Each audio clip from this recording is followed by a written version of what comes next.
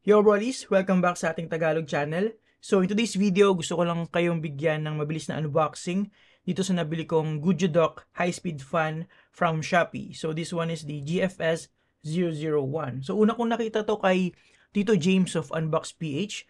So shoutout sa iyo Tito James for for the lason. So lasunin pa natin lalo yating mga viewers. So dito yung packaging niya, silver. Then on this side, we have the package contents. Hindi masyadong kita sa camera kasi sobrang shiny ng box. And dito naman yung mga specifications niya. So 100 speed personal fan, tapos may LED display, 4,000 mAh of battery. And then sa likod, dito yung mga parts niya and other specifications. So yeah, so open na natin. So if naghahanap kayo ng mas murang alternative to the Jisoo Life electric fan or portable fan, ito yung magandang option kasi ito 969 lang yung price niya. Pero nung nabili ko siya, meron siyang 290 na Shopee voucher. So around 600 plus ko lang siya nabili. So sobrang mura na siya considering what this little thing can offer. So open na natin guys. So gusto kong mag-unbox pa ng mga affordable products dito sa Second Tagalog channel natin, no. Mga mabilisang unboxing lang para sa inyo guys and hopefully ma-appreciate niyo yun. So we have the user manual dito. Ayan, malit lang. And then we have the fan itself. So, ang binili ko is yung dark blue. Kasi, yung gray na nabili ni Tito James ay may pink na accent. Ito wala. Ayan, kita nyo. Ganda. Check natin mamaya. And then after that, meron tayong mga accessories pa dito. Lipin natin. So, meron tayong parang strap. Para hindi nyo mabitawan. And then we have the USB Type A to Type C charging cable. And I think that's pretty much it. Wala na. Alright, so let's take a look at the fan itself. Ayan, magaan lang siya. Wait. I-weigh natin para sa inyo guys. Kita ba? Natin kung gaano siya kabigat. 209.4 grams. So, yan. Hindi siya sobrang bigat. So, bigat pa rin yung mga keyboards ko dito. Gaya nitong ROG Azoth Extreme na may nag-wink na sana. Ayan, so, parts overview muna tayo. Ito yung harapan niya. So we have the main fan unit here, and then we have a plus or minus button, then we have logo, and then on this side, wala lang, and then on this side, we have the parang intake niya, tama ba? Mamaya malalaman natin. Basta, ayan, dito yung kabilang side naman niya, then meron tayong USB Type-C port, we have a switch here, and then yung slot for the, for the strap. Sa kabila, wala din, and then sa baba, wala din, sa taas, wala din. So, that's pretty much it. Asan nga yung display nito? Malamang dito. Alright, so let's turn this on. Tingnan natin kung ano yung switch niya. So, dalawa lang ang switch niya. On and off lang.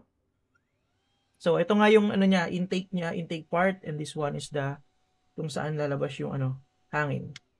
So, may plus or minus. So, essentially, on and off. And then, yung pampabilisin mo yung takbo ng fan. So, let's turn it on again para malaman nyo yung ingay. So currently, meron tayong LED indicator. Air volume is currently set to 1%. Tapos yung power, nakita nyo kanina 80, no? So pag inon mo siya, lalabas yung power niya or yung battery level niya, which is 80. And then after a while, lalabas na yung current fan speed. So this one is 1%. Oh, kung gusto mo medyo tahimik lang, may hangin pa rin naman yung 1. Pwede na. Pero sige, tara, increase natin. 20 agad. Okay, 20. 40 so by 20 siya. 60, 80 and 100. Ulitin natin. Tatahimik muna ako para marinig niyo yung ingay niya. Ang gamit ko dito is shotgun microphone sa bandang taas ng ulo ko. 20.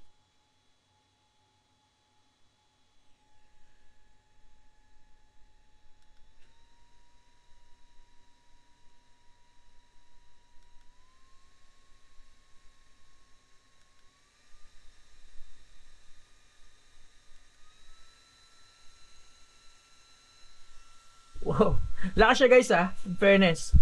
Hindi nyo lang kita yung mukha ko pero lumilipad yung Hindi nyo makita yung mukha ko pero lumilipad yung buhok ko at 100. Pero sobrang ingay niya pag 100 na.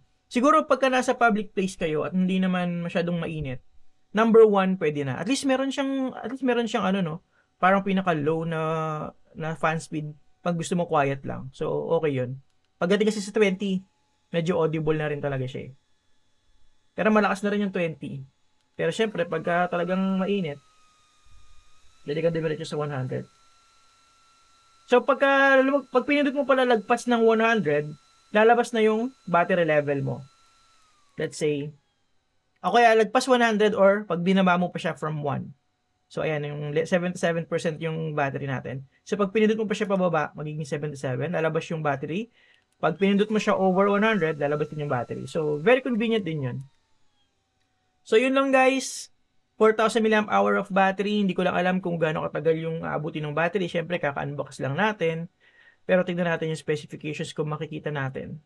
So, 2.3 hours para sa pag-charge. And then, 2 hours yung working niya sa 100%. Tapos, 10 hours naman if around 20% lang. So, kung brownout kayo, siguro 20% lang para mas matagal, 10 hours. Pero kung nasa labas kayo, kailangan nyo ng sobrang lakas na hangin is of course 100%, 2 hours naman yung itatagal niya. So, not bad na din.